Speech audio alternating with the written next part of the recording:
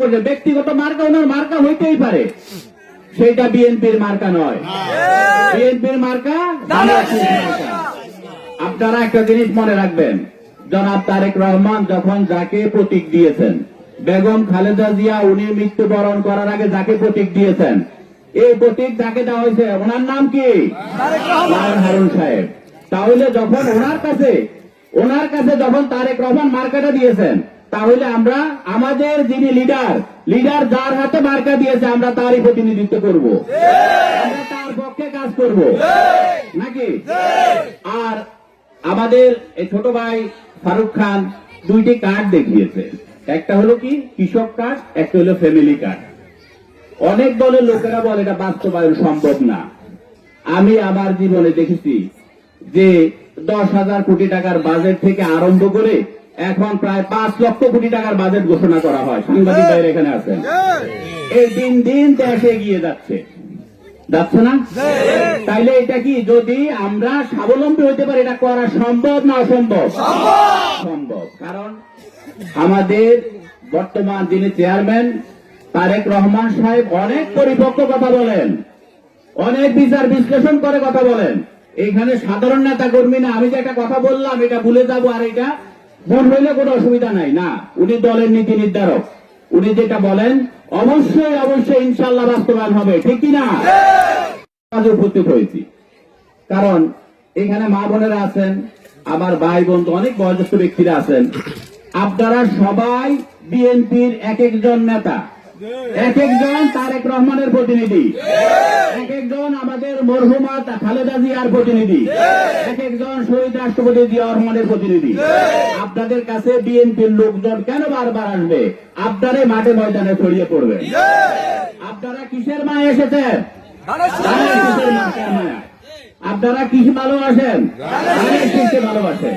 তাই আমি আপনাদেরকে উদাত্ত আহ্বান জানাবো যে কেউ আসলো না, কেউ খবর নিল না, আপনারা মনে করবেন আপনারা এক একজন লায়ন হারুন রশিদ, আপনারা এক একজন তারেক রহমানের প্রতিনিধি। আপনাদের কাছে যেন আপনারা নিজেরা একজনে দুইজনের সাথে কথা বলেন, 2-4 জনের সাথে কথা বলেন। কারণ কি আমি আপনাদেরকে আল্লাহ তাআলার নাম স্মরণ করে বলতে চাই, বিএনপি ইনশাআল্লাহ আগামী এই নির্বাচনে ক্ষমতা যাবে ইনশাআল্লাহ। জয়যুক্ত হবেন আশা করে পরবর্তীতে তাকে দলে নিয়ে যাবে। কিন্তু আমাদের নেতা, আমাদের ধানের শীষের প্রার্থী জনাব লায়ন মোহাম্মদ হারুন রশিদ বলেছেন এবার হয়েছে বহিষ্কার, আর হবে না আবিষ্কার। এই আশা নিয়ে কেউ থাকবেন না।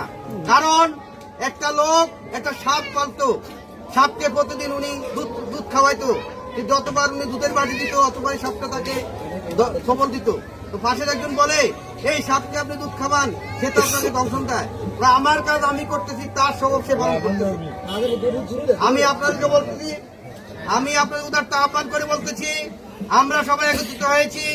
আমাদের জমিদার পরিবারের সন্তান সৈয়দ মেহেদী হাসান চৌধুরী বিগত 2008 সালে একভাবে একত্রিত হয়ে নির্বাচন করেছেন লায়ন মোহাম্মদ হারুন রশিদ সাহেবের এই ধানের শীষ মার্কা।